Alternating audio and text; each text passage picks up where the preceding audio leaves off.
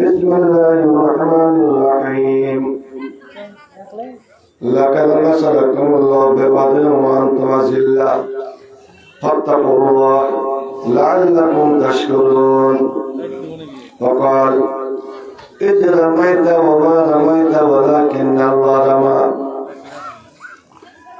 إن الله وملائكته يصلون على النبي يا أيها الذين آمنوا صلوا عليه وسلموا تسليما اللهم صل على محمد وعلى آل محمد كما صليت على إبراهيم وعلى آل إبراهيم إنك حميد مجيد اللهم بارك على محمد وعلى آل محمد كما باركت على إبراهيم وعلى آل إبراهيم إنك حميد مجيد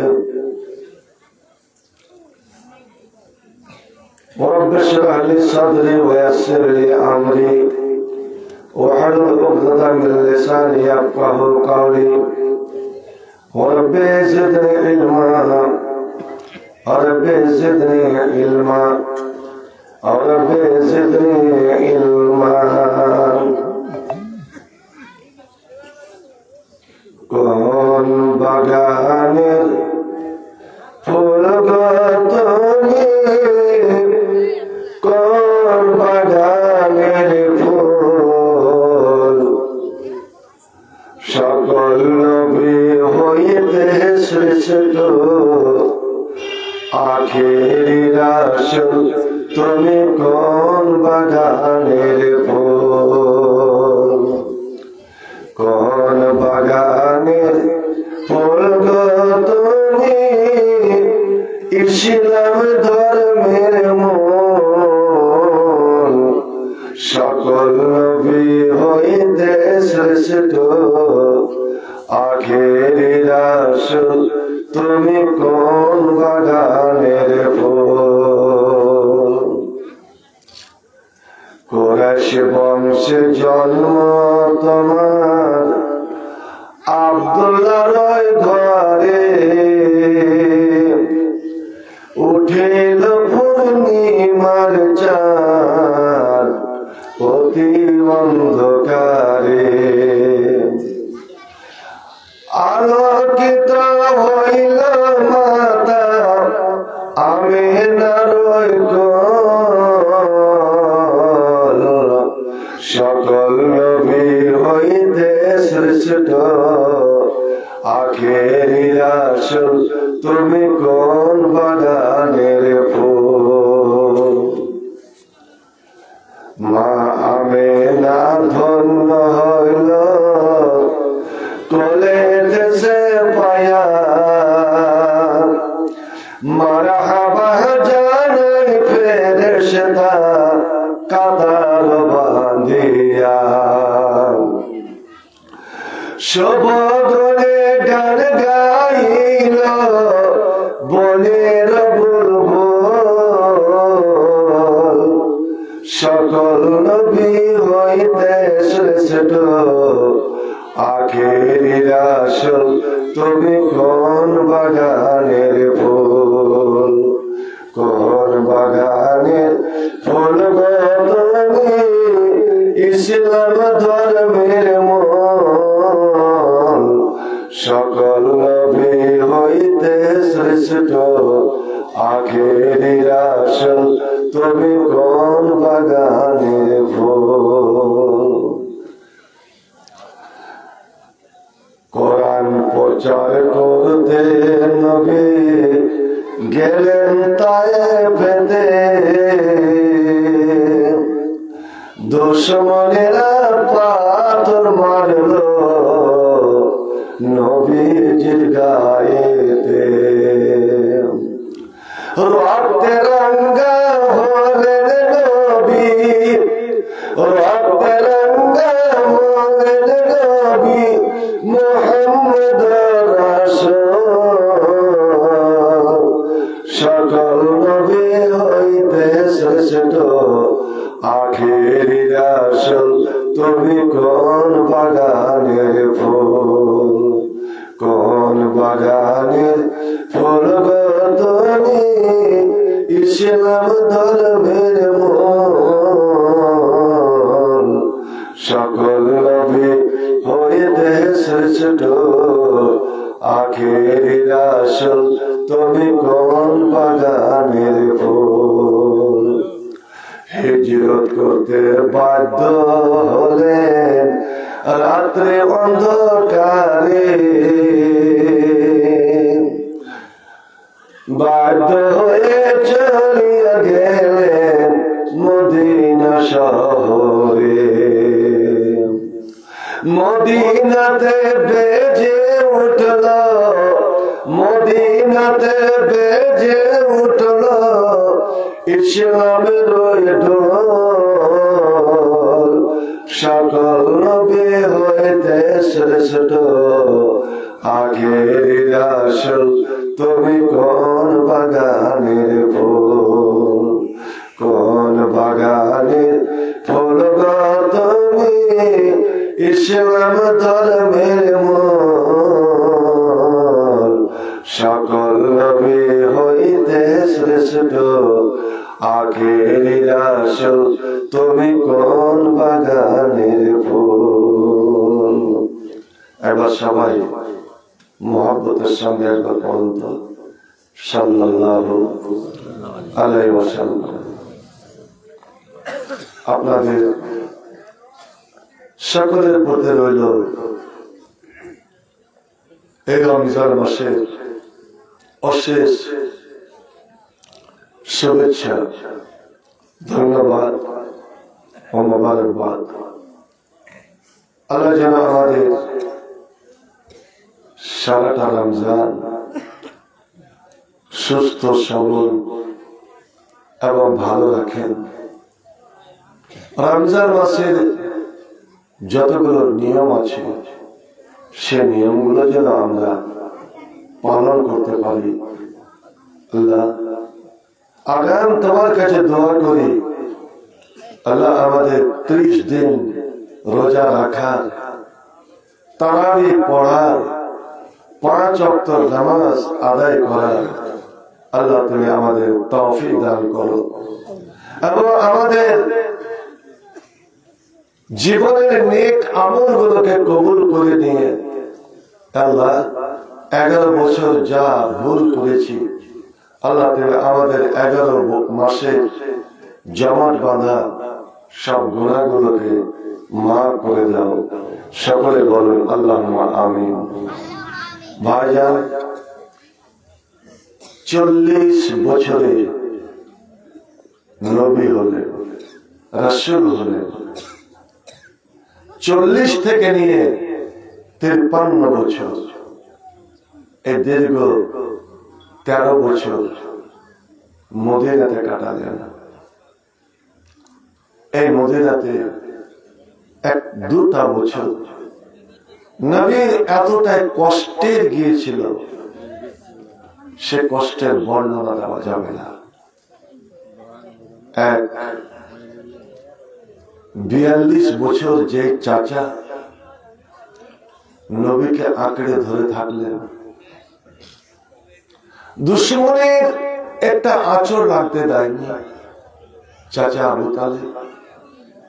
সেই চাচা মারা যাচ্ছেন যখন নবীর বয়স 50।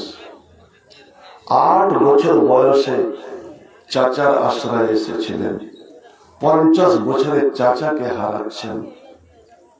কিন্তু জীবনের একটাই দুঃখ রয়ে গেল যে চাচাকে কলেমা পড়াতে পারেননি, চাচা কলেমা পড়েননি।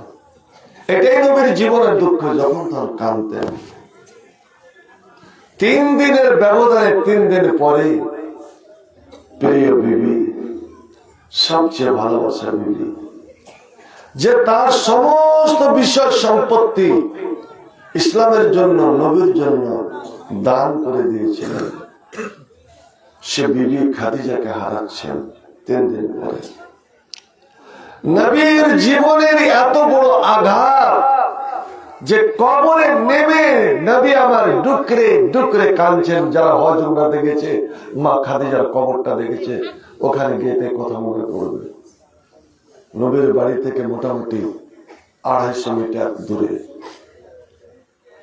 যে এত বড় ধনীর মেয়ে, এত বড় সম্পত্তিওয়ালা মেয়ে, তাকে আমি এখানে কাফন দিতে পারলাম না, কাফন জুটেনি।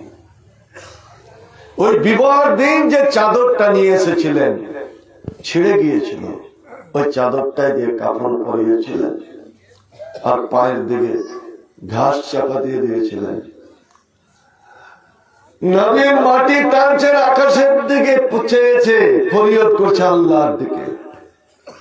আজও যেন নবীর ফরিয়াদ কান্নার আওয়াজ ভেসে আসে। আল্লাহ, যে মেয়েটা তোমার জন্য সব কিছু বিলিয়ে দিল, তাকে আজ আমি একখানা নতুন কাপড় আমি দিতে পারলাম না, কাফনের কাপড়। ভাই, ওকে দফন করে বাড়িতে কেউ নাই, মা হারা ছোট মেয়ে ফাতেমা, তালাক নিয়ে ফিরে আসা একটা মেয়ে উম্মে কুলসুম, এর 2 বেটি আর বাড়ির একটা দাসী উম্মে আইমান, যেটা আমি আপনাদের কাল বলেছিলাম নবীর 3টা মা। একটা মা না হয়ে নবী আজীবন মা বলতেন। এটাই হলো উম্মে আইমান। 3 দিন 3 জনকে নিয়ে নবীর 3 দিন 3 রাত কেটে গেল, নবীর পেটে একটা দানা পানি যায়নি। এই 2 জনের গমে, 2 জনের দুঃখে 3 দিন 3 রাত ওই অবস্থায় নবী যায়েদকে সঙ্গে করে 80 কিলোমিটার পূর্বে পূর্ববর্তী তায়েফ যাচ্ছেন হেদায়েত করতে। অনাহার মানুষ, 3 দিনের অনাহার মানুষ।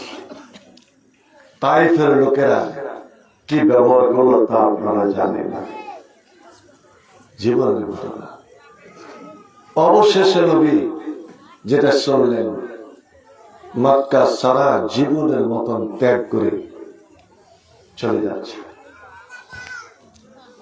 একটা জিনিস আমার বারবার মনে পড়ে, গভীর রাত,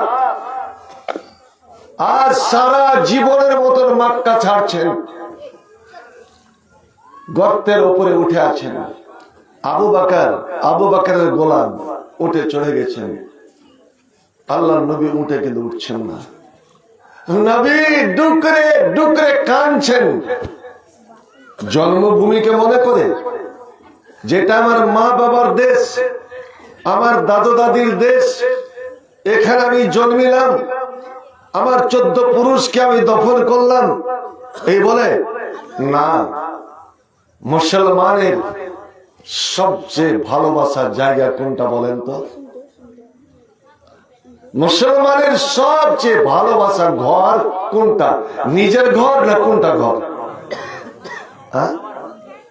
কাবা তো আছেই, আপনি তো আছেন জালালপুরে, বলেন কোনটা জায়গা মুসলমান সহজে ছেড়ে দেবে না?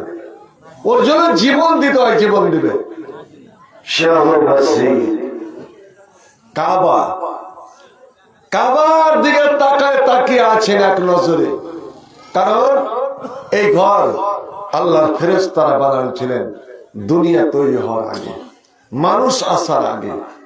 তারপরে আদমের যুগে হলো, ইব্রাহিমের জমানাতে হলো, নবী নিজে অংশ নিলেন 35 বছর বয়সে। এই কাবাতে আমি কত মার খেলাম, রক্ত ঝরালাম, আর আজ এই কাবাতে, যে কাবার এক কোণাতে জান্নাতের পাথর হাজরে আসওয়াদ রাখা আছে, ওখান থেকে আমি বঞ্চিত হয়ে গেলাম। ভাই আমার, মুসলমানের অন্তরে মসজিদের মহব্বত বেশি হওয়া চাই, তবেই না মুসলমান। নবী কাঁদছেন আর বলছেন, ইয়া আরজা মক্কা কুনতে আতাল বিলাদ লাইয়া, ওরে কাবার মাটি, তুই বড় ভালোবাসার মাটি ছিলি, তুই বেশি মহব্বতের মাটি ছিলে, আমার জীবনের চেয়ে তুই বেশি প্রিয় ছিলি। কিন্তু তোর এখানকার লোকেরা আমাকে টিকতে দিল না, আমাকে রইতে দিল না। এখানে নাকি সবাই বসবাস করতে পারবে, যার যেমন আছে তাকে ডাকতে পাবে, ইবাদত করতে পারবে। কিন্তু আমি নাকি মক্কার মাটিতে আমার এক আল্লাহকে ডাকতে পারবো না, যার কারণে আজ আমাকে এখান থেকে বের হয়ে যেতে হচ্ছে। ওরে কাবারে, যদি তোর বাসিন্দারা এই মক্কার লোকেরা আমাকে না তাড়াতো, আমি আমার সারাটা জীবন তোর বুকে মাথা রেখে আমি কাটিয়ে দিতাম, আমি যাইতাম না। মুসলমান, তুমি যখন মসজিদ থেকে নামাজ পড়ে বের হও, তুমি মাঠে যাও, ঘাটে যাও, যে কোনো কাজে যাও, নবী আমার বলছে, মুমিন এ মুসলমান, তোমার অন্তরখানা যেন মসজিদে টাঙা থাকে, মসজিদে যেন লেগে থাকে, তোমার কান যেন উঠতে থাকে। কখন আবার মসজিদে আজান হবে, আবার আমি মসজিদে ছুটে যাব। বলে এটা আল্লাহর ঘর এবং এটা জান্নাতের গেট, জান্নাতের দরওয়াজা। জান্নাতে যেতে হলে তোকে মসজিদের গেট দিয়ে ঢুকতে হবে। ভাই, আবু বকর নবীকে সান্ত্বনা দিয়ে উঠালেন। সারাটা রাস্তা ওই চোখের যতক্ষণ দেখতে পেলেন, ওই ঘুরে ঘুরে ঘুরে ঘুরে ওই কাবার দিকে। মদিনাতে গিয়ে 16 মাস উত্তরে মুখ করে নামাজ পড়লেন। মদিনাতে কাবা দক্ষিণে, বাইতুল মাকদিসের দিকে মুখ করে নামাজ পড়লেন। কিন্তু তবুও নবী নামাজেও তাকাতেন, এমনি সময়ও আকাশের দিকে তাকাতেন। আল্লাহ, তুমি জিবরিলকে পাঠাও, আর আমাকে কখন তুমি বলছো এ আমার নবী, আর উত্তরে নয়, তুমি তোমার প্রাণ প্রিয় জায়গা, তুমি কাবার দিকে ঘুরে যাও, কাবার দিকে ঘুরে যাও। নবী সব সময় মনটা একদম ছিনিমিনি করত। আকাশের পানে ঘন্টার ঘন্টা তাকিয়ে থাকতো, কখন জিবরিল আসবে আর কখন আমাকে বলবে যে আপনি কাবার দিকে ঘুরে যান।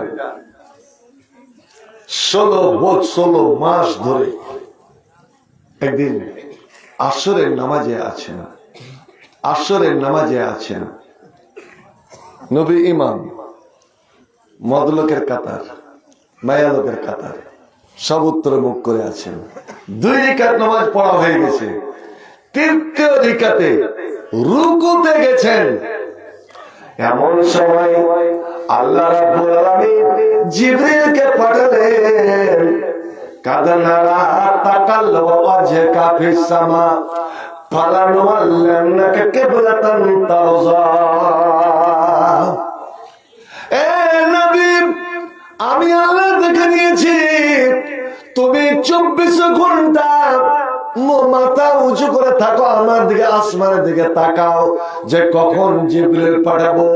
ওরে তুমি শুনে নাও, আমি আল্লাহ বলছি এই মুহূর্তে এক্ষুনি ফাওয়াল্লি ওয়াজহাকা সাতরাল মসজিদুল হারাম, তুমি যে অবস্থাতে আছো ওই অবস্থাতে তুমি মক্কার দিকে ঘুরে যাও।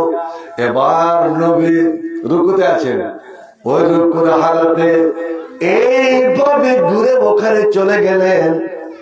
পুরুষ লোকেরা ঘুরে আবার এই নবীর পিছনে গিয়ে দাঁড়িয়ে গেলেন। মেয়ে ছেলেরা ও রুকুর হালাতে ঘুরে আবার তারা পিছনে হয়ে গেলেন। এই মসজিদে 17 মাস ধরে নবী এদিকে মুখ করে নামাজ পড়লেন, আবার দক্ষিণে ফিরে গেলেন। হাজী সাহেবেরা দেখে এসেছেন মসজিদে জুকে বোলাতায়েন, এমন একটা মসজিদ যে একই সঙ্গে 2 কেবলার দিকে মুখ করে নামাজ পড়া হয়েছে। এদিকে মুক্করের নাম পড়ছিলেন, সঙ্গে সঙ্গে আল্লাহ হুকুম দিয়ে দিলেন এদিকে মুক্করের নামাজ পড়ো, তাহবিলে কিবলা। তখন থেকে এখন আর কিয়ামত পর্যন্ত মুসলমানের কিবলা হচ্ছে কাবা। কিবলা হচ্ছে কাবা। মুসলমান কোন দিকে মুখ করে নামাজ পড়ে? পশ্চিম দিকে না কিবলার দিকে? আপনি দেখবেন কাবাকে চারদিক থেকে ঘিরে সব নামাজ পড়ছে। উত্তরের লোক দক্ষিণে, দক্ষিণ লোক উত্তরে, পূর্বের লোক পশ্চিমে, পশ্চিমের লোক পূর্বে ঘিরে আছে সারা পৃথিবী মানুষ। ভাই ভাই, নবী মদিনা ছেড়ে কেন মক্কা গেলেন? আজ নবীর ব্যাপারে বলা হয়, খ্রিস্টানেরা বলে, এই ভারতবর্ষের এই হিন্দুরা কত রকমের প্রশ্ন উঠায় যে মোহাম্মদ সন্ত্রাসী, মোহাম্মদ জালেম, অত্যাচারী। আপনারা যে 13 বছরের ঘটনা শুনলেন, মক্কাতে নবী কার উপর অত্যাচার করেছিলেন? নবী 13 বছর ধরে মার খেলেন, কিন্তু কাউকে মেরেছেন কি? জোরে বলুন, কাউকে মেরেছেন? নবীর লোকেরা মার খেতে খেতে বেহুশ হয়ে গেল।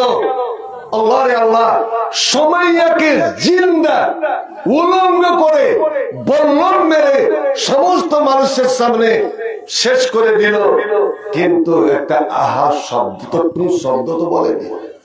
হযরতে খোবাইব জীবিত মানুষের লোহা গরম করে লাল দগদগে করে এইভাবে শরীরে চেপে ধরত। কিসের জন্য? কালেমা পড়ার জন্য। ভাই আমার, কিন্তু কোনদিন নবী বদলা নেননি, প্রতিশোধ নেননি। নবী কি অন্যায় করেছিল যে নবীর বাড়ি ঘেরাও করা হলো, নবীকে মারার চেষ্টা করা হলো? তবুও তো নবী বাধা দেননি, বরঞ্চ শান্তির জন্য তোরা এখানে থাক, আমি চলে গেলাম। নবী মদিনা চলে গেলেন। 500 কিলোমিটার দূর, মক্কা থেকে 500 কিলোমিটার দূর চলে গেলেন, যে ওখানে গিয়ে আমি ইসলামের বাণী প্রচার করব। ইসলাম মানে শান্তি। কিন্তু ভাই আমার, বন্ধু আমার, এই মক্কার লোকেরা এটাও বরদাস্ত করতে পারলো না, এটাও বরদাস্ত করতে পারলো না। যখন মদিনার লোকেরা দলে দলে ইসলাম কবুল করতে লাগলো, এই মক্কার লিডার আবু জেহেল, মদিনার যারা লিডার, তাদেরকে চিঠি লিখলো, ও মদিনাবাসী, মুহাম্মদ তার লোকজন নিয়ে তোমাদের ওখানে চলে গিয়েছে, আর শুনেছি নাকি তোমরা জান প্রাণ দিয়ে তাকে জায়গা দিয়েছ, তার জন্য তোমরা নাকি অঙ্গীকার করেছ যে আমাদের মদিনার একটা মানুষ বেঁচে থাকা পর্যন্ত নবী গো আপনার আমরা কোনো ক্ষতি হতে আমরা দেব না। আল্লাহ আল্লাহ, মদিনার মানুষেরা নবীকে আমার এতটাই ভালোবাসতেন। চিন্তা করেন, যার বাড়িতে প্রথম জাগির, কার বাড়িতে প্রথম জাগির নবীর? শুনলেন তো, কার বাড়িতে? আবু আইয়ুবের বাড়িতে। দোতলা বাড়ি, তবে ঢালাই তালা নয়, খেজুর পাতার ছাউনি। খেজুর পাতার ছাউনি। ঠান্ডার সময়, জাড়ের সময় নবী বললেন, আবু আইয়ুব তোমরা স্বামী স্ত্রী ওপরে থাকো, আমি নিচে থাকবো, কারণ আমার কাছে লোকজন আসবে, ইসলামের কথা জানবে। তোমরা যদি নিচে থাকো, এখান থেকে উপরে যাবে, তোমাদের নিদে অসুবিধা হবে, আরামে অসুবিধা হবে। আবু আইয়ুব বলেন, নবী গো আমি আর আমার স্ত্রী উপরে থাকবো, আর আপনি নিচে শুয়ে থাকবেন।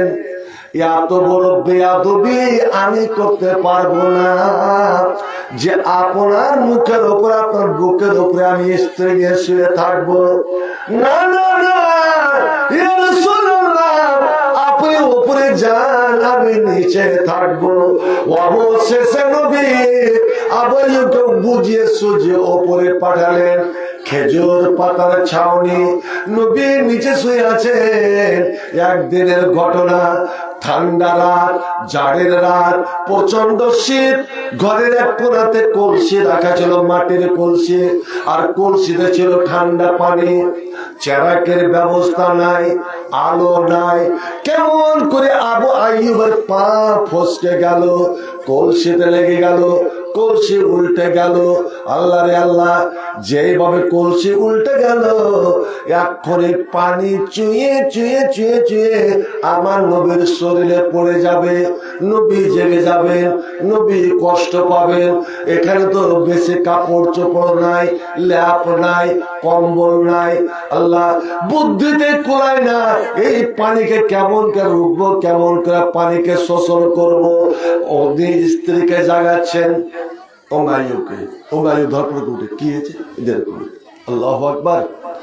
এখানে কম্বল দুইজন গায়ে দিয়ে আছে, ওই কম্বল ছাড়া আর কিচ্ছুই নাই। প্রেম দেখেন, ভালোবাসা দেখেন, মোহাম্মত দেখেন। নবী উম্মে আইয়ুব করছে কি, কম্বল খানা নিয়ে এইভাবে পানিতে ফেলে দিয়ে একদম চেপে ধরেছেন, যেন পানি সব শোষণ হয়ে যায়। হাজি ভাই, আপনার ল্যাপটা যদি এইভাবে পানিতে ফেলে দেন, ল্যাপটার পানি তো সব টেনে নেবে, আপনি গায়ে দিবেন কি? গায়ে দিবেনটা কি? পানি শোষণ হয়ে গেল। এবার আবু আইয়ুব বলছে, বিবি রে,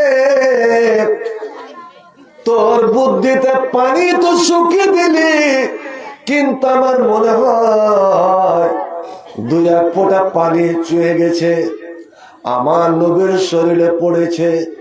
নবী শরমে কিছু বলেন না, নবীর ঘুম ভেঙে গিয়েছে রে। আর নবীর যদি কাঁচা নীল ভেঙে যায়, ওরে আমরা গরিব মানুষ, নবীকে বাড়িতে জায়গা দিয়েছিলাম, ভালো করে শিক্ষা নেবেন, বাড়িতে জায়গা দিয়েছিলাম। আল্লাহ যদি কিয়ামতের দিন আমাকে তোমাকে জিজ্ঞেস করে বসে, আবু আইয়ুব রে, উম্মে আইয়ুব রে, তোরা আমার নবীকে বাড়িতে জায়গা দিয়ে কেমন করে পানি উল্টালি, আর কেন ঠান্ডা পানি আমার নবীর শরীরে পড়লো, আমার নবীর কেন ঘুম ভাঙলো, আমার নবীকে কেন তোরা রাত জাগিয়ে রাখলে, কেন কষ্ট দিলে, ওরে কি জবাব দিব তুই বলো। আল্লাহু আকবার। কারণ আমাদের জীবনের চেয়ে নবীর নিধের দাম, ঘুমের দাম বেশি। রাত কাটাবো কি করে, রাত অনেক এখনো বাকি আছে। উম্মে আইয়ুব কত বুদ্ধিমতী, কয়েছে আমরা বুকে হাত ফেটে নিয়ে আসুন, দুইজন একদম পাশাপাশি শরীরে শরীর সাটিয়ে দিই। এবার এইভাবে দেওয়ালে পিঠ লাগিয়ে, আর স্বামী স্ত্রী একদম ঘেসে বসে, ভাই আমার চুপে চুপে সব, কেউ দেখতে পাচ্ছে না। তবু একবার কে এভাবে, নবী জেগে আছেন না ঘুমাচ্ছেন। ফজর আজান হয়ে গেল, আবু আইয়ুব নামলেন, নামাজে গেলেন, কিন্তু বুক দূর দূর কাঁপছে। নবী যদি কাউকে বলে দেন, আল্লাহ কি কত না লজ্জা পাবো, শরম পাবো। যা ভাবার সেটাই বললাম। নবী সালাম ফিরেছেন, সালাম ফিরে বলেছেন, আবু আইয়ুব। আবু আইয়ুবের বুকটা ধাড়াস করে কেঁপে উঠেছে। লাব্বাইক ইয়া রাসূলুল্লাহ ওয়া সাদাইক, হুজুর আমি খিদমতে হাজির, বলুন কি বলছেন। আবু আইয়ুব উঠে দাঁড়িয়েছেন, মা শরমে মাথা নিচু করে আছেন। আল্লাহ নবী উম্মে আইয়ুবের দিকে তাকিয়ে মুচকি ভেসে বলছেন, আবু আইয়ুব বলো, ওরে আমার সাহাবারা, তোমরা শুনে নাও, শুনে নাও, ভালো করে শোনো। আজ আবু আইয়ুব আর উম্মে আইয়ুব, এরা স্বামী স্ত্রী, আজ রাত্রে কি করেছে, ওরে একটু তোমরা শুনে যাও। আবু আইয়ুবের শরমে লজ্জাতে মাথা যেন হেট হয়ে যাচ্ছে। আল্লাহ, তাহলে তো নবী জেগেছিলেন, নবী জেগে গিয়েছিলেন, শুধু নবী আমাদেরকে জানতে দিব না বলে চুপ মেরেছিলেন। আল্লাহ এবার নবী বলছেন, আবাইও শোনো, ওরে তোমার পানি উল্টা এবং তোমার বিবি পানিকে শুকিয়ে দেওয়া, আর সারা তোমাদের দুইজন ঘেঁষা ঘেঁষে হয়ে বুকে হাত বেঁধে রাত কাটিয়ে দেওয়া, এটা কিসের জন্য করেছো? একমাত্র আমার জন্য। কিন্তু আমি মানুষ, আমি ঘুমিয়েছিলাম, আমি কিছুই জানতে পারিনি রে। কিন্তু আমার আল্লাহ, আল্লাহু লা ইলাহা ইল্লা হুয়াল হাইয়ুল কাইয়্যুম, যিনি আল্লাহ জীবিত, যিনি আল্লাহ কাইয়্যুম, লা তাগুসিনহু নাওম, যে আল্লাহর চোখে ঘুম নাই, যে আল্লাহর চোখে নিদ্রা নাই। আল্লাহ তোমাদের স্বামী স্ত্রীর কার্যকলাপটা দেখেছেন আর ফেরেশতাকে নিয়ে দেখিয়েছেন। আর আল্লাহ ফজরের সময় জিবরাইলকে পাঠিয়ে এক্ষুনি আমাকে বলে দিলেন, ওগো আমার নবী, তুমি আবু আইয়ুবকে বলে দাও, আর আবু আইয়ুব যেন তার স্ত্রীকে বলে দেয় যে আজ ওরা স্বামী স্ত্রী আমার নবীর জন্য যে কষ্টটা কেটেছে, যে ত্যাগটা স্বীকার করেছে, যে জেগে জেগে রাত কাটিয়ে দিয়েছে, আজ এই নেকিটা এতই ভাবে আমি কবুল করেছি। আবু আইয়ুবের স্বামী স্ত্রীর এই নেকিটা, এই ভালোবাসাটা আমি আল্লাহ এমনই ভাবে কবুল করেছি। শোনো আবু আইয়ুব রে, তোমরা যতদিন স্বামী স্ত্রী বেঁচে থাকবে, কি ব্যাপার জাননি টালি আসুনি,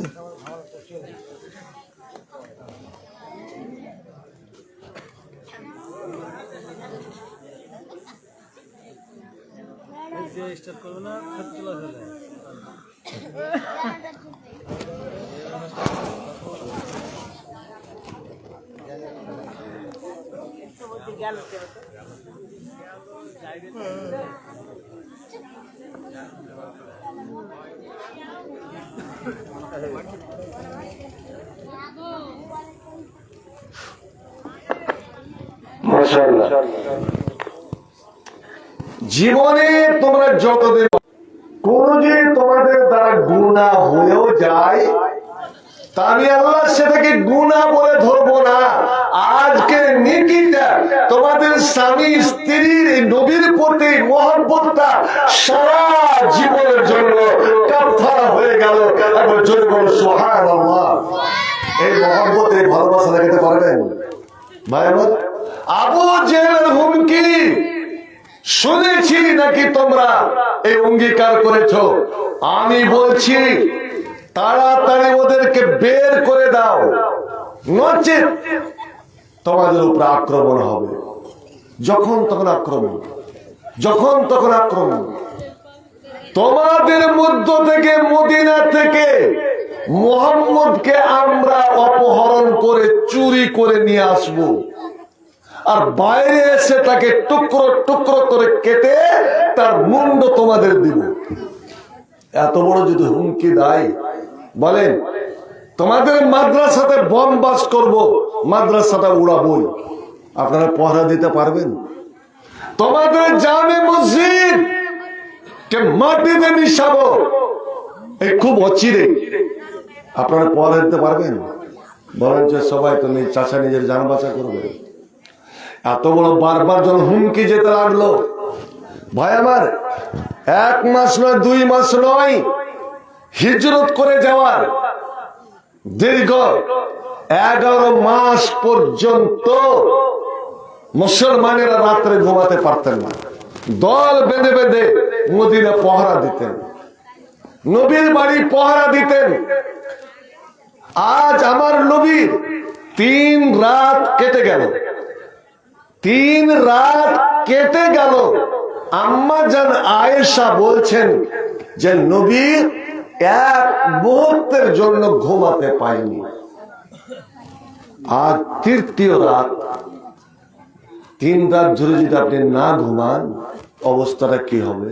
নবীও তো মানুষ, আমাদের নবী মানুষ, ওই কবর পুজো বেরেলিগে নবী কিন্তু মানুষ নয়, বলো নূর। আমাদের যেমন ঘুম পায় নবীরও ঘুম পেতেন, আমাদের খিদা নবীরও খিদা, আমাদের স্ত্রী নবীরও স্ত্রী, আমাদের বংশ নবীরও বংশ। কিন্তু নূরের ফেরেশতা তার কোনো কিছু নাই, তাও বলছে ওরা নূর। আম্মা জান আয়েশা বলছেন, আমি আজ নবীকে নিন্দ পাড়াবার জন্য, বুখারী শরীফের হাদিস, আমি কত চেষ্টা করছি, একবার করে মাথায় বেলি দিচ্ছি, একবার করে নবীর পায়ের তালাতে আমি এইভাবে নোচানোচি করছি যাতে ঘুমিয়ে যায়, নবীর শরীরে হাত বোলাচ্ছি, কিন্তু নবী একবার ডান কটে একবার বাম কটে, একবার উঠে বসে যাচ্ছেন, আবার নিজে নিজে মাথা চিড়িচ্ছেন, আবার শুয়ে যাচ্ছেন, আবার মানুষ যখন সিজদায় করে ওইভাবে বালিশে মাথা রেখে নবী যেন গুনগুন গুনগুন করে কাঁদছেন। আল্লাহ হে রাব্বুল আলামিন, তোমার ইসলাম প্রচার করতে এত কষ্ট, আমি মক্কা ছেড়ে চলে এলাম, তবু আমার বংশের লোকেরা আজ আমাকে এখানে আরামে একটু ঘুমাতেও দিচ্ছে না, ঘুমাতেও দিচ্ছে না। নবীর কান্না সইতে না পেরে আমি আয়েশা নবীকে এভাবে বুকে টেনে নিতাম, আর টেনে নিয়ে আমি নবীর মাথায় এবারে বিড়ি কাটতে লাগলাম। ইয়া রাসূলুল্লাহ, ইয়া হাবিবাল্লাহ, ফিদাকা বিউম্মি, আমার মা বাপ আমার কুরবান হোক আপনার উপরে, আপনি দয়া করে আমার জাগিয়ে মাথা রেখে একটু ঘুমান, আমি জেগে থাকছি। এবার আল্লাহ নবী আয়েশার মোহাব্বত দেখে হযরত আয়েশার গলাটা এইভাবে চেপে ধরলেন, মুখটা নিজের মুখের কাছে এনে বলছেন, আয়েশা রে। আয়েশা বলছেন, আমি দেখলাম নবীর চোখ দুটো পানিতে ছলছল করছে, ডব ডব করছে, নবীর চোখ দুটো লাল লাল হয়ে গিয়েছে ঘুম না পাওয়ার কারণে। আয়েশা, ওরে আয়েশা, কোন মুসলমানের যদি দয়া হতো, আজ মদিনার কোন মুসলমানের যদি দয়া হতো, কোন যুবকের যদি দয়া হতো করে, আর ও যদি আমার বাড়িটা একটু পহরা দিত, আমার বাড়িটা আজ সকাল পর্যন্ত যদি পহরা দিত, তো আমি একটু আরামে ঘুমাতাম, আমি আরামে ঘুমাতাম। আর যে ব্যক্তি আমার বাড়ি পহরা দিত, আমি কিয়ামতের দিন আমি আল্লাহকে বলতাম, হে রাব্বুল আলামিন, যে আমাকে পহরা দিয়ে আমাকে ঘুম পাড়িয়েছিল, ওকে আমার সঙ্গী করে দাও, ওকে আমি সঙ্গী করে জান্নাতে নিয়ে যাব। সুবহানাল্লাহ। ওরে আয়েশা, এত রাত্রে কি আমার আওয়াজ শুনবে, কাকে আমি ডাকবো, আর কার বাড়ি আমি কাকে পাঠাবো? একমাত্র আল্লাহর কাছে ফরিয়াদ, হে রাব্বুল আলামিন, তোমার কোন বান্দা যদি আমার এই আওয়াজটা শুনে আজ এখানে আসতো, আমার বাড়িটা পহরা দিত, তা আমি একটু আরামে ঘুমাতাম, ওর জন্য আমি জান্নাতের দোয়া করতাম।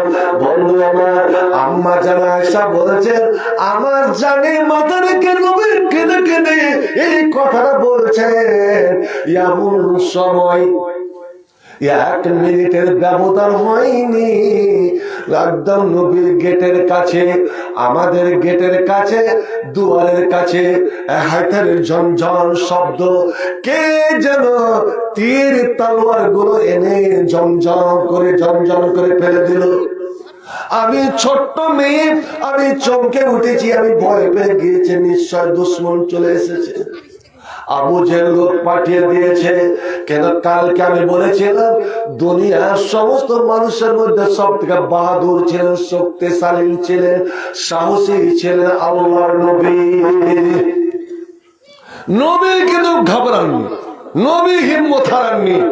নবী উঠে বসে গম্ভীর কণ্ঠে বলছেন, মান মান খারিজাল বাব, গেটের বাইরে কে, কে গেটের বাইরে? আওয়াজ আসছে, ইয়া রাসূলুল্লাহ, ইয়া হাবিবাল্লাহ, আমি আপনার গোলাম, আমি আপনার সেবক, আমি আপনার খাদেম, ইয়া রাসূলুল্লাহ। আমি বাড়িতে ঘুমিয়েছিলাম, আমার দিনটা সবে মাত্র এসেছিল। এমন সময় কে যেন আমার নাম ধরে ডাকছে আর বলছে, রে সাদ বিন আবি ওয়াক্কাস, এ সাদ বিন আবি ওয়াক্কাস। বংশের দিক দিয়ে আমার নবী তোর হলো ভাগ্নে, আমার নবী তোর হলো ভাগ্নে। আর তুই এখানে যুবক ছেলে হয়ে তুই ঘুমিয়ে থাকবি, আর আমার হাবিব আমার নবী দুশমনের ভয়ে জেগে থাকবে। ওরে এটা কেমন কথা, তোরা ঘুমাবি আর আমার নবী জেগে থাকবে? নারী সাদনা, মোহাব্বতের দাম যদি দিতে চান, ভালোবাসার দাম যদি দিতে চান, প্রেমের দাম যদি দিতে চান, তো এই মুহূর্তে যা আমার নবীর বাড়ি পহরা দে। নবী গো, এই জন্য আমি ছুটে এলাম শস্ত্র নিয়ে। আমি বিবিকে বলে এলাম, বিবি রে, এটা আমাদের উচিত হয়নি। আমরা নবীকে মদিনাতে দেখেছি, আর নবীর বাড়িটা এমনি এমনি খালি ছেড়ে দিয়ে, দুশমনের নাগাতে ছেড়ে দিয়ে আমরা বাড়িতে ঘুমিয়ে থাকবো। তাই ইয়া রাসূলুল্লাহ, আমি আপনার বাড়ি পহরা দিতে আসলাম। সুবহানাল্লাহ। সর্বপ্রথম নবীর বাড়ি পহরা দিয়েছিলেন কে? নামটা সহিহ বুখারী শরীফের হাদিস, সাদ বিন আবি ওয়াক্কাস। এই ছেলেটার নাম আল্লাহ আসমান থেকে একটা নাম পাঠালেন, আউয়াল মান রামা ফি সাবিলিল্লাহ। এ নবী মুহাম্মদ, তুমি সাদ বিন আবি ওয়াক্কাসকে বলে দাও যে তোমার ওখানে আরশের কাছে, আরশের সামনে তোমার নাম লিখে দেওয়া হলো আউয়াল মান রামা ফি সাবিলিল্লাহ। প্রথম যে আল্লাহর রাস্তায় তীর ছেড়েছিল। ভাই আমার, ডেলি এই সাদ বিন আবি, অনেকে বলতো আমাকে আজ যেতে দাও না, সাদ বিন আবি ওয়াক্কাস বলতেন, আমি অন্য কাউকে এই সুযোগটা দেব না, আমি আমার নবীর জন্য আমার জীবন প্রস্তুত। হঠাৎ একদিন রাত 12টা বেজেছে, 11 মাস পরে রাত 11টা 12টা বেজেছে, আল্লাহ আয়াত নাযিল করে দিলেন সূরা মাইদাতে। আল্লাহ এবার জিবরিলের দ্বারা বলে দিলেন, নবীরে, তোমার পহরাদার মানুষ লাগবে না, তোমার বডিগার্ড মানুষ লাগবে না, তোমার দেহরক্ষী মানুষ লাগবে না। আমি আল্লাহ স্বয়ং তোমার বডিগার্ড হয়ে গেলাম, তোমার পহরাদারি করব। আমার নবীকে বলা নয়, এটা আমার নবীকে বলা নয়। আপনি যদি নবীওয়ালা হয়ে যান, আপনি যদি নবীওয়ালা হয়ে যান, নবীর সঙ্গে ওই মোহাব্বত যদি, ওই ভালোবাসা, ওই সম্পর্ক যদি গড়ে নেন, তা আল্লাহ নিজে বলছেন, এ মুমিন মুসলমানেরা, আমি আল্লাহ তোমাদের রক্ষক, আমি তোমাদের পহরাদার। মুসলমানের পহরাদারকে তাহলে কি বুঝালো কোরআনের ভাষায়? মুসলমানের পহরাদার জোরে বলুন স্বয়ং আল্লাহ। ভয়টা কিসের ভাই আমার? সেই দিন থেকে নবী মাথা বের করলেন আর সাদ বিন আবি ওয়াক্কাসকে বললেন, সাদ, তুমি বাড়ি চলে যাও বাছা, তুমি বাবা বাড়ি চলে যাও, কারণ আল্লাহ আমাকে বলে দিয়েছেন, এবার আল্লাহ আমার যথেষ্ট। বলেন তো, যে লোকটা শান্তির জন্য এত দূরে চলে আসে, তার জন্য এত অশান্তি কেন? শেষমেশ একটা দুটা নয়, 27টা যুদ্ধ বাঁধালো, 27টা যুদ্ধ বাঁধালো। আমার এই কবিতার বলছে 2-4-5টা যুদ্ধের কথা বলবেন তো, তার মধ্যে 27টার মধ্যে 9টা যুদ্ধকে বলা হয় উম্মাহাতুল গাজাওয়াত, উম্মুল কিতাব, ফাতিহাতুল কিতাব। সূরা ফাতিহা কোনটাকে বলে? সূরা ফাতিহা, আলহামদুলিল্লাহ আলামিন, এটাকে কোরআনের মা বলা হয়। যত নবী যুদ্ধ করেছেন ইসলামের জন্য 27টা, আর ছোট মোটো শরিয়া নিয়ে 90টা। সব যুদ্ধের মা হচ্ছে 9টা যুদ্ধ হয় সবচেয়ে বড় বড়, এবং ওই 9টা যুদ্ধের বিশ্লেষণ ব্যাখ্যা আল্লাহ কোরআনে করে দিয়েছেন। যেমন বদরের যুদ্ধের বর্ণনা আল্লাহ সূরা আনফালের মধ্যে বিস্তারিত, সূরা আনফালটা পড়বেন, ব্যাখ্যা বিশ্লেষণ। ওহুদের যুদ্ধ, তৃতীয় হিজরি ওহুদের যুদ্ধ আপনার সূরা আলে ইমরানের মধ্যে আল্লাহ বিস্তারিত আলোচনা করেছেন। খান্দাকের যুদ্ধ চতুর্থ হিজরি পঞ্চম হিজরি খান্দাকের যুদ্ধ আল্লাহ সূরা আহজাবের মধ্যে বিস্তারিত আলোচনা করেছেন। আপনার সলে হুদায়বিয়া ষষ্ঠম হিজরি সলে হুদায়বিয়ার বর্ণনা আল ইন্না ফাতানাকা ফাতান মুবিনা সূরা ফাতার মধ্যে আল্লাহ বিস্তারিত আলোচনা করলেন। আর সূরা আপনার খাইবারের যুদ্ধ ওই সূরাতে আল্লাহ আলোচনা করলেন। ফাতে মক্কা ওই সূরাতে আল্লাহ আলোচনা করলেন। এবার আপনি আসুন গাজওয়ায়ে তাবুকের যুদ্ধ আল্লাহ সূরা তাওবার মধ্যে বিস্তারিত আলোচনা করলেন। হুনাইন, তাইফ, আওতাস সব আল্লাহ ওই সূরা তাওবার মধ্যে। তো এক একটা সূরার বিশ্লেষণ করা, ব্যাখ্যা করা কি সম্ভব হবে? তবে শুনুন, ইসলামের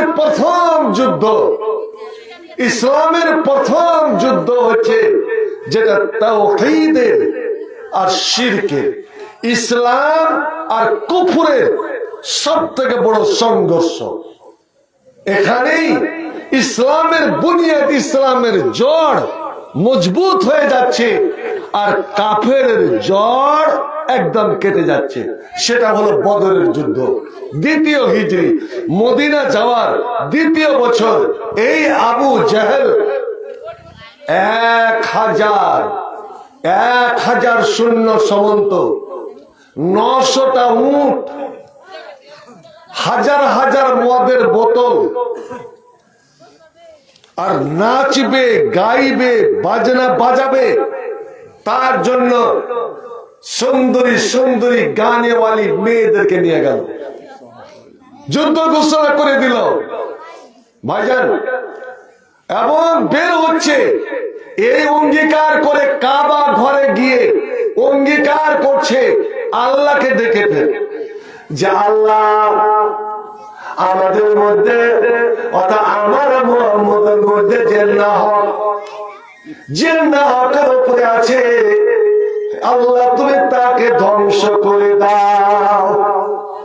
এবং মক্কাতে ঘোষণা করে দিচ্ছে, ওরে চলো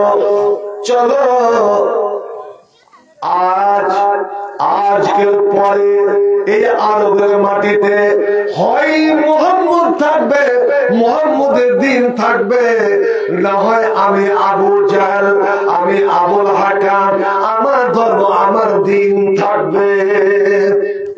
এই আবু জেহেলের আসল নাম ছিল আমর বিন হিশাম, আসল নাম ছিল আমর, ডাক নাম ছিল আবুল হাকাম। খুব জ্ঞানী, খুবই বুদ্ধিমান লোক ছিল, কিন্তু এর বদমাশির কারণে, বিশেষ করে সুমাইয়াকে যেই দিন ও নির্মম ভাবে হত্যা করে, নবী তখন বলেছিলেন, কে তোমাকে আবুল হাকাম বলে, কে তোমাকে জ্ঞানের বাপ বলে? ওরে তোমার সমস্ত কার্যকলাপ নাদানের মতন, মূর্খের মতন, তুমি হলে মূর্খের বাপ।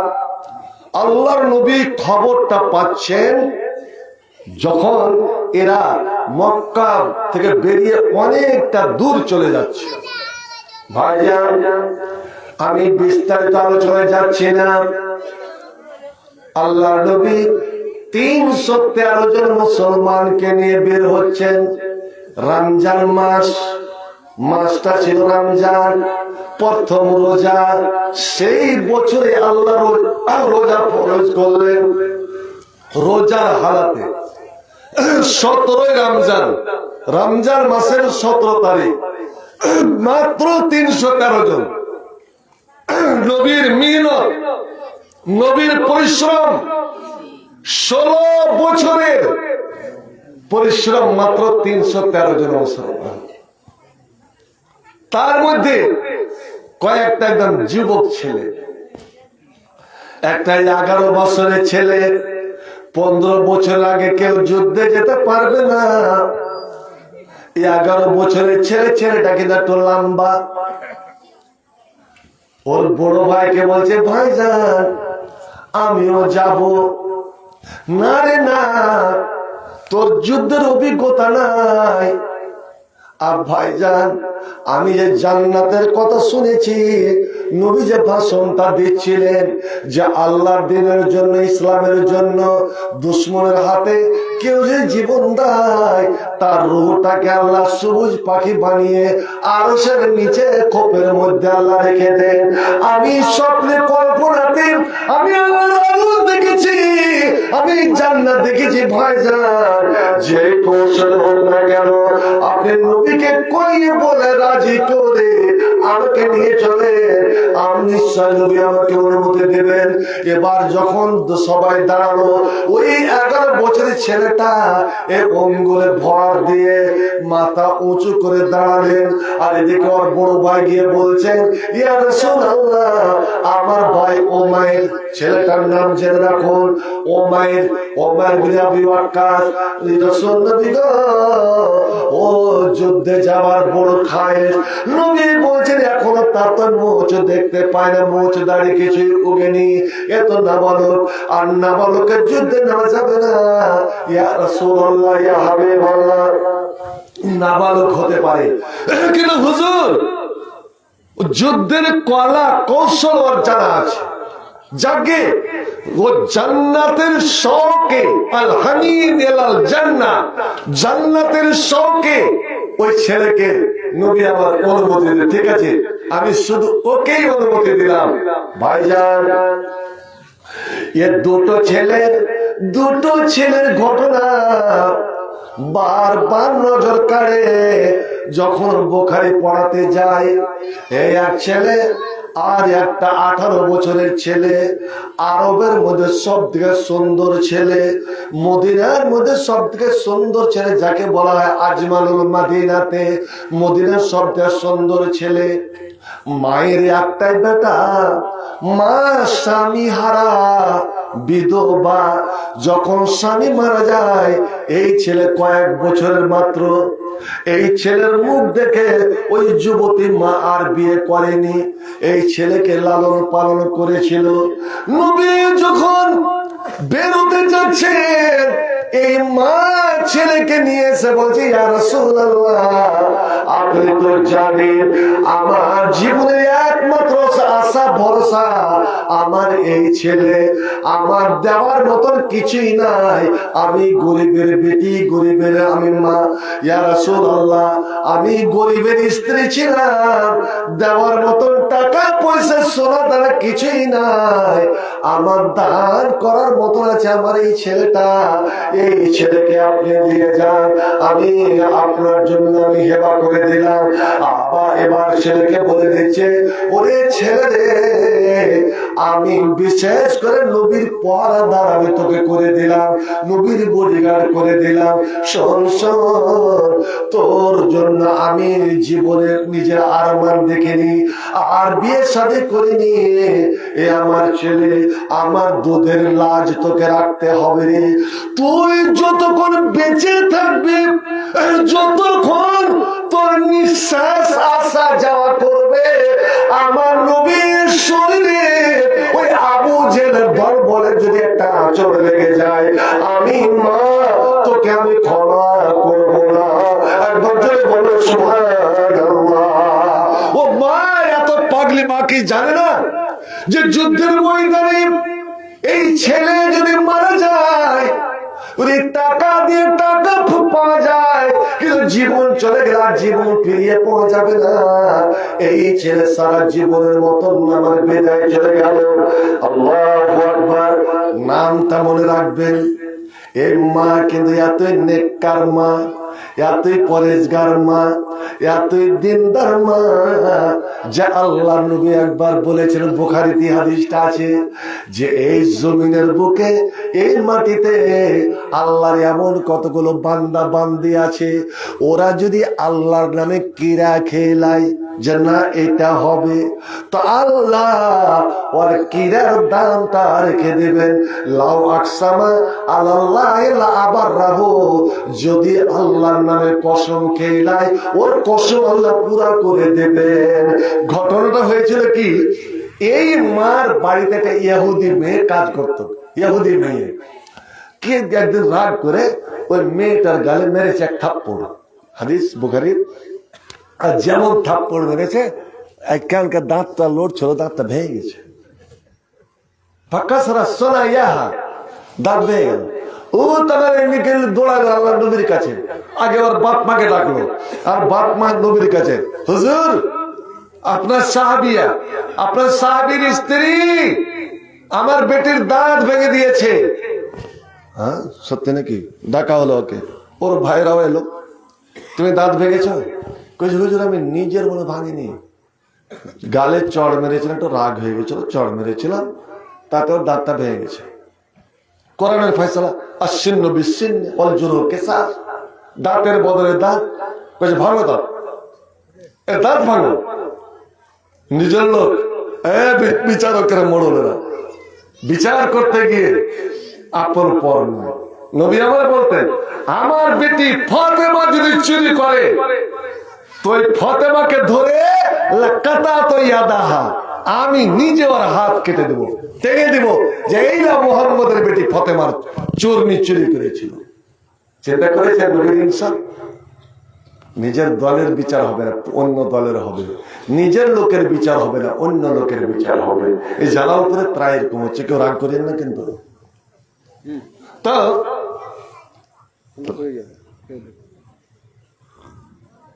দুধ লাই পাউডার লাগছে,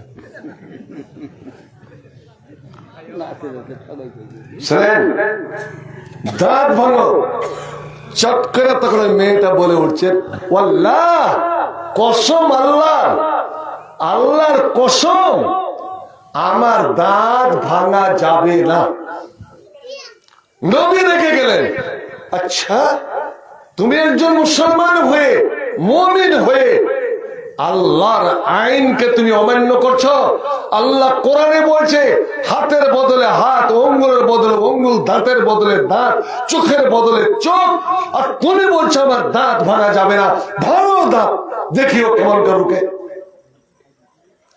যেমনই ওনাইস বলে একটা লোক, যে নবীর দারোগার কাজ করত, উঠেছে, তখন দেখেন যে কসম খেয়েছে, আল্লাহর কসম আমার দাঁত বেঁচে যাবে, আমার দাঁত টিকে যাবে, আমার দাঁত ভাঙা যাবে।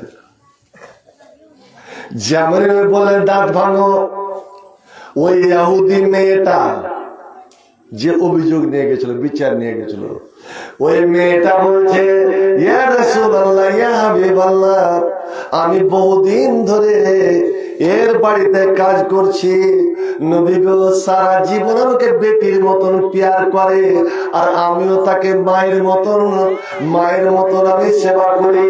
কেন জানি না কে জন্য রাগ হয়ে দিয়েছে, একটু মেরেছে, আমার দাঁত ভেঙে গিয়েছে। এবার যদি আপনি আমার মালিকানের দাঁত ভাঙেন, আমার মালিকের দাঁতটা ভাঙেন, ওর দাঁত ভেঙে তো আমার ভাঙা দাঁত ফিরে আমি পাবো না। ওর দাঁত ভেঙে আমার কি দাঁত ভাঙা দাঁত ফিরে পাবো? ইয়া রাসূলুল্লাহ, আমি শুধু আপনার ইনসাফ দেখতে এসেছিলাম, যে আপনি হিন্দু মুসলমান আর কাফের মধ্যে তফাৎ করেন না, এক করেন বিচারে। আমি ইনসাফ পেয়ে গেছি, আমি ন্যায় বিচার পেয়ে গেছি। আল্লাহর ওয়াস্তে আমার মালিকের দাঁত ভাঙিয়ে না, আমি মাফ করে দিলাম। এবার বলেন তো, এ পাবে আমার কাছে কিছু হক? ও যদি নিজে বলে দেয় আমি মাফ করে দিলাম, এবার আপনাদের করার কি কিছু আছে কি? দুজন যদি মিলে যায়, কোর্ট তো সেটা মেনে নিবে। যখন মেয়েটা বললাম আমার মালিকানকে আমি ক্ষমা করে দিলাম,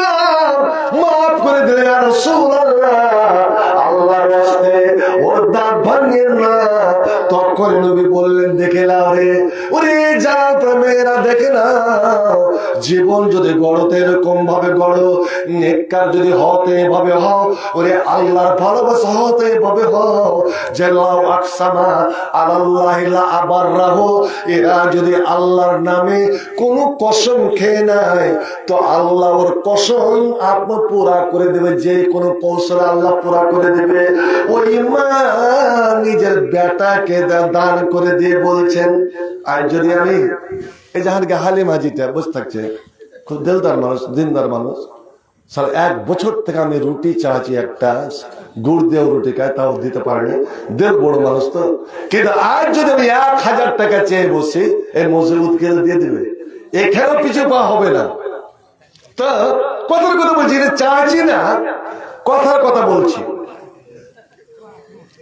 ছেলেকে মায়ের নামটা মনে রাখেন, মায়ের নামটা কি জানেন? রোবাই, রোবাই বিনতে নাজারা, রোবাই। ছেলের নাম হারেসা, ছেলের নাম হারেসা, ছেলের বাপের নাম সোরাকা। এই 3টা মনে রাখেন, ওমায়ের আর হারেসা। আর একটা এই বদরের জল বের হচ্ছে, স্বামী স্ত্রী বলছে, স্বামী গো আপনি যাবেন, কিন্তু 3 দিন ধরে আপনি না খেয়ে রোজা রাখছেন, না খেয়ে রোজা রাখছেন, কারণ দানা পানির ব্যবস্থা করতে পারিনি। 3 দিন ধরে বাড়িতে কোন দানা পানি নাই, শুধু পানি খেয়ে আপনি রোজা রেখে আছেন। আর যুদ্ধের ময়দানে যাচ্ছেন, আবু জেহেল শুনেছি নাকি বিরাট বড় দল বল নিয়ে আসছে, জানি না আপনি আর ফিরে আসবেন কি আসবেন না, আপনাকে আমি খানা খেলাতে পাবো কি পাবো না, আপনি দয়া করে একটু অপেক্ষা করেন, আমি যাই কাউরি বাড়িতে কোনো আনসারি মেয়ে ছেলে যদি কোনো সাহায্য করে, আমি 2-4টা খেজুর চেয়ে আনছি, আপনি সেটাকে নিয়ে যাবেন। বলছে, বিবি আমি দেরি করতে পারবো না, কারণ নবী বেরিয়ে গিয়েছে। ওইদিকে আবু জেহেল ও ছুটে এসে যে নবীর উপরে আক্রমণ করে দেয়, আর আমি যদি বাড়িতে রয়ে যাই আর আমার নবীর যদি কোনো ক্ষতি হয়ে যায়, আমি আল্লাহর দরবারে কে জবাব দেব? যা করবে তুমি তাড়াতাড়ি করো। 5টা খেজুর অন্য বাড়ি থেকে চেয়ে এনে স্বামীকে দিচ্ছেন, সূর্য ডুবে গিয়েছে, স্বামীকে দিচ্ছেন, খেয়ে নিন। বলছেন না খাবো না, তুমি বেঁধে দাও, কারণ এখানে খেতে গিয়ে দেরি হয়ে যাবে। ওরে ততক্ষণ যদি ইসলামের কোনো ক্ষতি হয়ে যায়। স্ত্রী 5টা খেজুর বেঁধে দিল, কোমরে লেপটে নিল এবং বলে দিল, আপনি দয়া করে খেজুর গুলো খেয়ে নেবেন। আর স্ত্রী তুমি জানো না এটাই তোমার শেষ খাবার, এটাই তুমি বিদায় খাবার দিচ্ছ তোমার স্বামীকে। আমার বাপজি আব্দুল খালেক উমরাতে গিয়েছিলেন, নিশ্চয় বদরের মাঠে গিয়েছেন, ওই বোর্ডটা দেখেছেন, যেই বোর্ডে 14টা সাহাবীর নাম লেখা আছে এখনো, যারা ইসলামের জন্য, যারা আমার নবীর জন্য, এই কোরআনের জন্য, যারা ওই বদরের মাঠে সমস্ত রক্ত।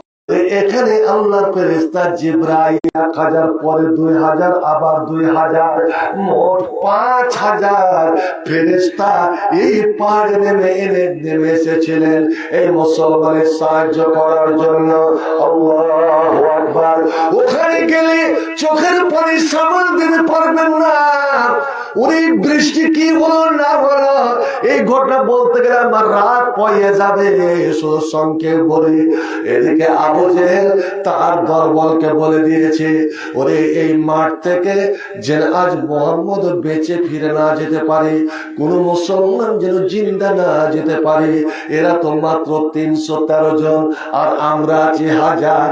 এমন ভাবে ঘেরে ফেলবে যে একটাও যেন বেঁচে না যায়। আর যদি মোহাম্মদ খতম হয়ে যায়, ওরে চিরদিনের জন্য ইসলাম মিটে যাবে রে। ইসলামের সূর্য যদি ডুবে যায় আর এ রাত আর কোনদিন আলোকিত হবে না। আল্লাহ পাকের নবী সাহাবাদেরকে মুখোমুখি দাঁড় করিয়ে দিয়ে শুধু এইটুকু বললেন যে তোমাদের হাতে কোনো অস্ত্র নাই, কোনো তালোয়ার নাই, মাত্র 2 জনের কাছে 2খান তালোয়ার। তোমাদের কোনো ঘোড়া নাই, মাত্র 2টা ঘোড়া। তো মাত্র 6টা উট, দুটা ঘোড়া, দুখান তলোয়ার আর 8টা উট, বাকি ছোট ছোট ছোরা আর কিছু তীর। নবী বললেন তোমরা এমন ভাবে দাঁড়াবে যে একটা পাকা ঘরের মতন, শরীরে শরীর সাটিয়ে, তোমাদের মধ্য দিয়ে যেন দুশ্মন পার হতে না পারে। আর তোমরা সব সময় আল্লাহর জিকির, আল্লাহর জিকির, আল্লাহর তাসবিহ তাহলিল করবে। তোমাদের মধ্যে যেন কোনো অহংকার, কোনো ফখর যেন না আসে, আল্লাহর জিকির তুমি করবে। ভাই আমার, আর এদিকে আবু জেলের দল বলে ডাঙ্কা বাজছে, ঢোল বাজছে, ওরাকে উৎসাহিত করছে। আর এদিকে দেখেন আল্লাহর নবী শিবিরে এসে কে বলেছে, অনেকে বলে যে 313 জন মুসলমান 1000 কাফেরকে হারিয়ে দিল। তারা হারিয়ে দিতে পেরেছিল, 1000 কাফের দাঁত খাট্টা করে দিয়েছিল। আর আজ আমরা কোটি কোটি কোটি কোটি মুসলমান কেন আমরা দুশ্মনের কাছে মার খাচ্ছি? ওরা ঈমানের জোরে, ঈমানের জোরে ওরা যুদ্ধ জিতে গেল, আর আমরা বেঈমান হয়ে সারা পৃথিবীতে মার খাচ্ছি। ওরে ঈমানের জোরে যদি ওরা যুদ্ধ জিতলো, তাহলে উহুদের যুদ্ধে তো ছিল এরা 700, মুসলমান ছিল 700। উহুদের যুদ্ধে কেন এতটা মার খেলো মুসলমান? ভাই আমার, আসলে তা নয়। শুনুন, এটা হলো ইসলামের প্রথম লড়াই। সামনাসামনি দাঁড় হয়েছে, মুখামুখি। নবী বললেন যতক্ষণ ওরা হামলা না করে ততক্ষণ তোমরা নিজেরা হামলা আগে বেড়ে হামলা করবে না। ওরাকে আক্রমণ করতে দাও, ওরে আগে ভাগে তোমরা তীর মারিও না, তোমাদের তীরগুলোকে তোমরা খতম করে দিও না। ইয়া যখন একদম তোমাদের নিকটে চলে আসবে তখন তীর মারবে, কারণ এই তীর হলো তোমাদের আশা ভরসা। আর যখন একদম ভিতরে ঢুকে যাবে তখন তোমরা এই ছোড়া চালাবে। নবী যুদ্ধের কৌশল কিছু বলে দিয়ে তারপরে নবী শিবিরে গেলেন। আর শিবিরে গিয়ে নবী সিজদায় পড়ে গেলেন, সিজদায় পড়ে গেলেন। সিজদায় গিয়ে এমন ভাবে নবী কান্না শুরু করে দিলেন। মুসলমান রে, এই রমজান মাস হলো কান্না করার মাস, রমজান মাস হলো সিজদা করার মাস। আর যদি জীবনে আল্লাহর কাছে কিছু নিতে চান, যখন সবাই ঘুমিয়ে থাকবে একাই চুপে চুপে উঠে সিজদায় পড়ে যদি আপনি একটু কাঁদতে পারেন, আমি হাবিবুর রহমান বলে গেলাম, ওরে ওই কান্না আল্লাহ রাব্বুল আলামিন তোমার বেকার হতে দেবে না। তুমি আল্লাহকে যা চাইবে তাই তুমি পেয়ে যাবে, বিশেষ করে রমজান মাসে। নবী কান্না শুরু করে দিলেন। কি বলে? নবী চিল্লে চিল্লে কাঁদছেন, বদরের মাটি ফিরে যাচ্ছেন। আল্লাহুম্মা আনজাল ওয়াতানি, হে রাব্বুল আলামিন তুমি যা ওয়াদা করেছো, তুমি আমাকে যা বলেছো সেটা পূর্ণ করে দাও। আল্লাহ ইনতুল খাজিল সাবা লাম তুবা ফিল আরজে কাত্তু। ওগো আল্লাহ, আমি কত মার খেয়ে গাল খেয়ে রক্ত ঝরিয়ে এই 313 জন মুসলমান এ পর্যন্ত তৈরি করতে পেরেছি।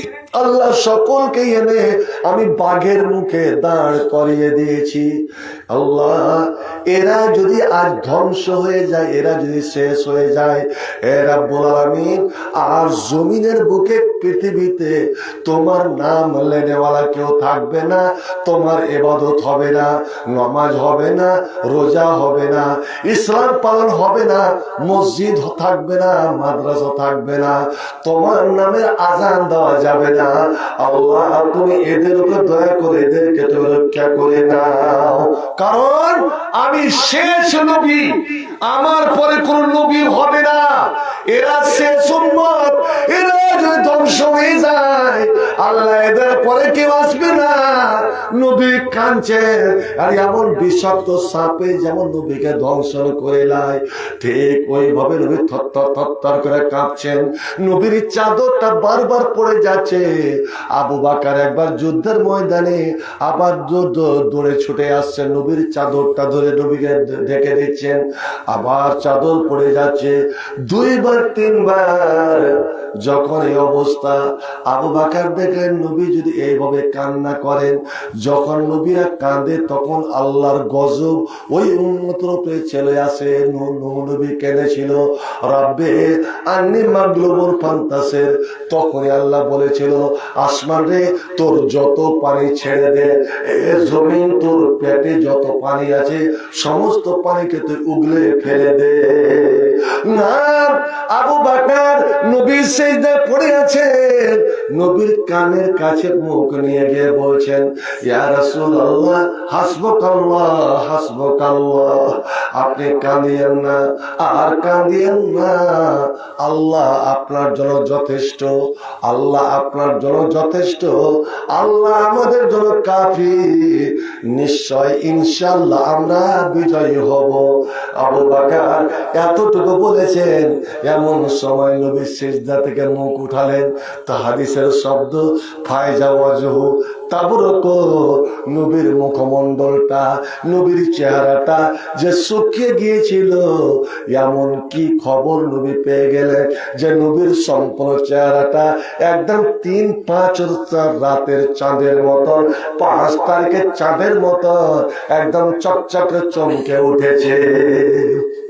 চটকে আবু বকরের কানে কানে বলছেন, এখনই আল্লাহ আয়াত নাযিল করলো, যা তুমি শুনিয়ে দাও, কি সায়ুজামুল জামু ওয়া ইয়ালুনা দুবুর, যে আবু জেহেল হুঙ্কার মেরে এসেছে এত বড় দল নিয়ে, ওরা পরাজিত হবেই, ওরা পরাজিত হবেই, ওরা পিঠ পিছে করে পালাবে। আর এদিকে জিবরিল, আর বলে দাও মুসলমানকে, বলে দাও যে তোমরা ঘাবড়াবে না, তোমাদের সাহায্যের জন্য আল্লাহ অচিরে ফেরেশতাকে নাযিল করছেন, ফেরেশতা অবতীর্ণ করছেন। সুবহানাল্লাহ, আলহামদুলিল্লাহ। ভাই আমার, এবার যুদ্ধ শুরু হতে যাবে। আব্দুর রহমান বলে একজন সাহাবী, উনি বলছেন যে আমি একবার ডান দিকে তাকালাম, বাম দিকে তাকালাম, যে আমার পাশে কি ধরনের লোক আছে, কারণ মারতে গেলে তো মায়ের খেতেও হয়, কিন্তু আপনার যদি দুই দিকে ভালো লোক থাকে, ওরকম শক্তিশালী থাকে, তো অনেকটা নিরাপদ থাকে। আমি যখন তাকাতে গেলাম তো নিরাশ হয়ে গেলাম। দুটো ছোট ছোট ছেলে, একজনের বয়স 13, একজনের বয়স 14। ওরাকে দেখে একই মায়ের বেটার মতন মনে হচ্ছে। আমি তো মনে মনে অবাক, আল্লাহ আমার এই নসিব খারাপ যে দুই ছোট্ট ছেলের মধ্যখানে আমি হলাম। আমি চিন্তা করছি, আর এমন সময় ওই ডান দিকের ছেলেটা আমার জামা ধরে টান দিয়েছে, চাচা একটু আমার একটা কথা শুনবেন না? কিরে ভাতিজা? চাচা, আরে নি আবা জাহাল, আবু জেহেলকে একটু দেখে দেন তো, কহেন তো এইটুকু ছেলে যদি কয়ে যে আমাকে আমেরিকার রাষ্ট্রপতিকে দেখে দেন তো, ওর দাঁত ভেঙে দেবো, মুমুক সরকারকে দেখে দেন তো, আপনি অবাক যাবেন না? আবু জেহেল একজন বীর যোদ্ধা, যুদ্ধে পারদর্শী, এত বড় লিডার, আর এইটুকু ছেলে বলছে আবু জেহেলকে দেখে দেন। কইছে কেন, কি দেখলে কি করবি? কইছে আমি মাকে কথা দিয়ে এসেছি, মা যখন আমাকে বিদায় করে তখন আমি মাকে বলেছি, মা তোমার দুধের দাম আমি চুকাবো, তুমি দোয়া করিও, হয় আমি বেঁচে থাকবো, না হয় নবীর দুশমন আবু জেহেল বেঁচে থাকবে। আল্লাহর জমিনে ফেরাউন আর মূসা একসঙ্গে বেঁচে থাকবে না। আমার নবীর দুশমন হয় মারা যাবে, না হয় নবীর দোস্ত মারা যাবে। আমি অতক্ষণ আবু জেহেলের পিছা ছাড়বো না, যতক্ষণ মালাকুল মউত মৃত্যুর ফেরেশতা আমাদের দুইজনের মধ্যে একজনের দম কবজ না করে। সুবহানাল্লাহ বলা যাবে না?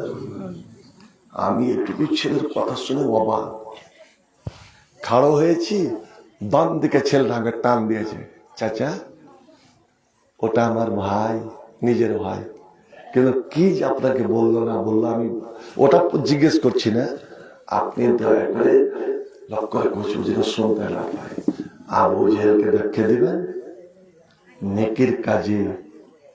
নেকির কাজে কাউকে করতে হয় না, পরামর্শ করতে দেখে দিবেন। আমি তো অবাক, কেন ওরও ওই কথা শুনেছি নাকি এই আবু জেহেল 13 বছর ধরে নবীকে জ্বালাতন করেছে, আর আজ এই যুদ্ধের নায়ক নাকি ওই আবু জেহেল। আমি মায়ের মুখে শুনেছি ওই যুগের মায়েরা কেমন ছিল।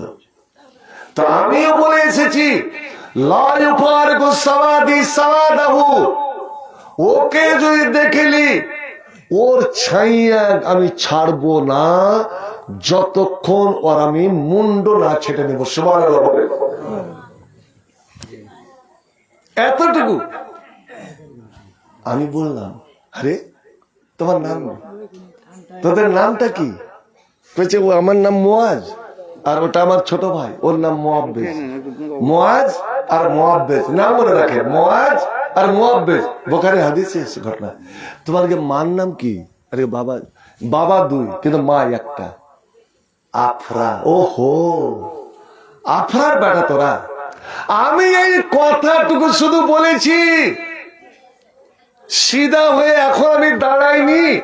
আর এমন সময় আবু জেহেলকে দেখছি একটা বেশ সাদা রঙের ঘোড়ায় চড়ে, ঘোড়াকে চাবুক মেরে সামন দিয়ে উড়ে ঘোড়া দৌড়িয়ে যাচ্ছে, নিজের লোকজনকে বলতে বলতে, এই তোরা সাবধান, এইভাবে ঘের, ওইভাবে ঘের, এই দিকতে যা, কোন দিক দিয়ে যেন একটা মুসলমান পালাতে না পারে। আর এই বলতে বলতে খালি সামনের দিকে এসেছে। আমি তখন ওই দুই ছেলেকে বললাম, ওরে মুয়াজ মুআব্বিস, ওরে আফরার বেটারে, তোরা যার সম্বন্ধে জিজ্ঞেস করছিলি, যেই শিকার সম্বন্ধে তোরা আমাকে জানতে চাইছিলে, এটাই তোমাদের শিকার, এটাই তোমাদের শিকার, এটাই আবু জেহেল। আমি অবাক। আব্দুর রহমান বলছেন, আমার মুখের কথা আগে বের হলো, আমি শুধু বলেছি হা হওয়া যা, হা হওয়া যা কমা, এটাই তোমাদের শিকার। এখনো আমার কথা শেষ হয়নি। ওরা দুইজন এত জোরে ছুটে গেল, এত জোরে ছুটে গেল। আবু জেহেল তো ঘোড়ায় চড়ে আছে, ঘোড়া ছুটাচ্ছে, আর এরা পায়নি। দড়িয়া ভাড়া ঘোড়ার সঙ্গ নিতে পারবেন? জি, দড়িয়া ঘোড়ার সঙ্গ ধরতে পারবেন? আল্লাহ কেন এত জোরে ছুটেছে, ছোটকা মনে করছে আমি বড়কাকে পিছনে ফেলবো, আর বড় ভাই মনে করছে না রে তুই ছোট রে, আমাকে দুশ্মনকে খতম করতে দে।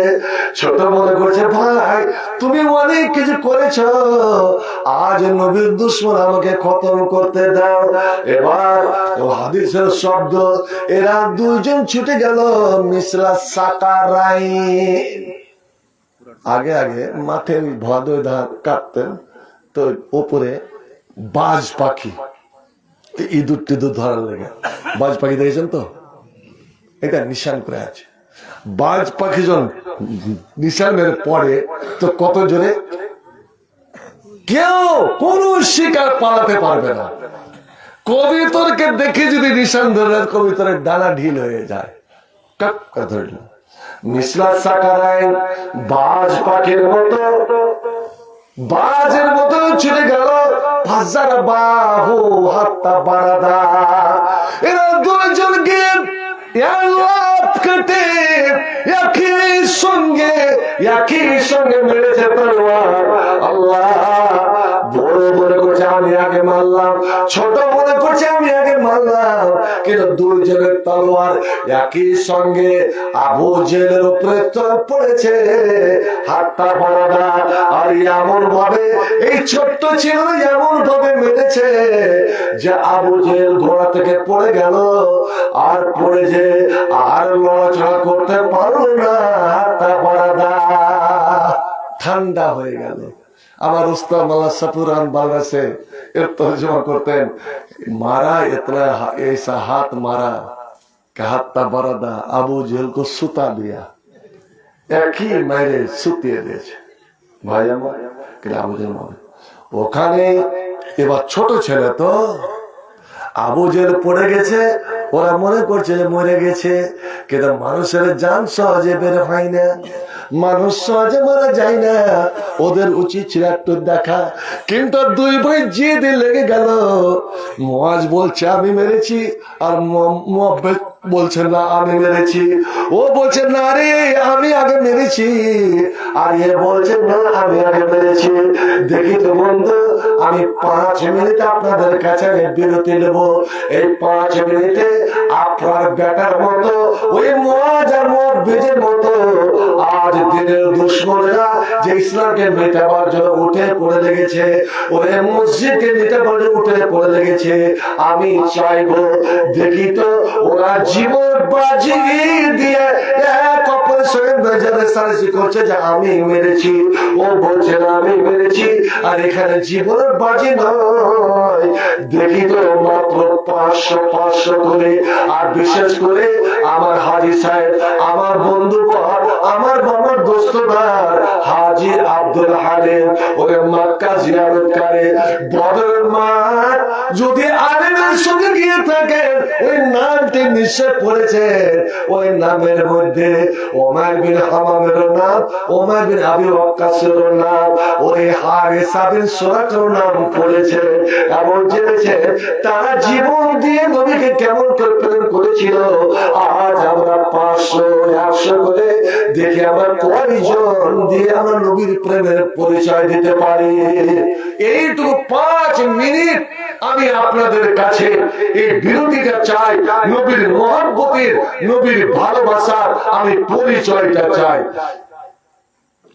কোরআনের 3টা ভাগ আছে, 3 দিনের আগে কোরআন খতম করতে হয় না। রমজান মাসে যতই তাড়াতাড়ি কোরআন পড়ুন, আপনি 10 পারার বেশি আপনি পড়তে পারেন না, কারণ কোরআনে সব থেকে ছোট সূরা হলো সূরা কাউসার। আলহামদুলিল্লাহ, আমার ভাই হযরত আলী 200 টাকা আসলে থেকে আমি কথা দিয়েছি মাত্র 5 মিনিট, মাত্র 5 মিনিট। কিন্তু আজ মন প্রাণ খুলে আলহামদুলিল্লাহ, এই তোর নামটা ভুলে গেল রে, করিম, আব্দুল করিম, আলহামদুলিল্লাহ 500 কেটা আছে 300 ওটা উঠে দাও। আচ্ছা আচ্ছা, হাজী আব্দুল হালিম 500। মামুন, আমি বলেছিলাম তোমাদের মন ও প্রাণ খুলে আজ দিতে হবে। ওই আফরা তার 2 বেটাকে দান করে দিচ্ছেন, মা রুবাই তার বেটা হারিসাকে দান করে দিচ্ছেন, তার বিনিময়ে তোমরা কয়েকটা পয়সা জাকাত, আলহামদুলিল্লাহ।